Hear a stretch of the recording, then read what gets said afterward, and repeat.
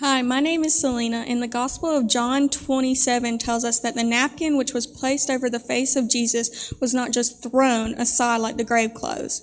The Bible takes an entire verse to tell us that the napkin was neatly folded and was placed separate from the grave clothes.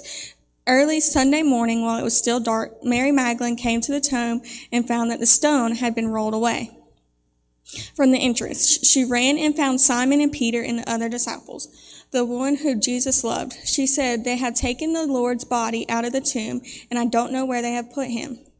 Peter and the other disciples ran to the tomb to see. The other disciples outrun Peter and got there first. He stopped and looked in and saw the lined clothes lying there, but he didn't go in.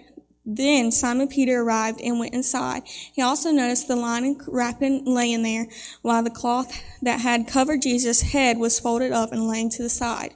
Was that important? Absolutely. In order to understand the significance of the folded napkin, you have to understand a little bit about Hebrew tradition of that day. The folded napkin had to do with the master and servant, and every Jewish boy knew this tradition. When the servant set the dinner table for the master, he made sure that it was exactly the way the master wanted it. The table was furnished perfectly, and the servant would wait just out of sight until the master had finished eating, and the servant would not dare touch the table until the master was finished.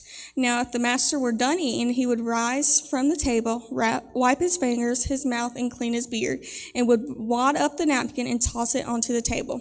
The servant would then know to clear the table, for in those days, the wadded napkin meant, "I'm done." But if the master got up from the table and folded his napkin and laid it beside his plate, the servant would not dare touch the table, because the folded napkin meant, "I'm coming back." So if you're not right with the Lord, now is the time, because he is coming back. So thank you for watching Fingerville 5, and I hope you have an amazing week.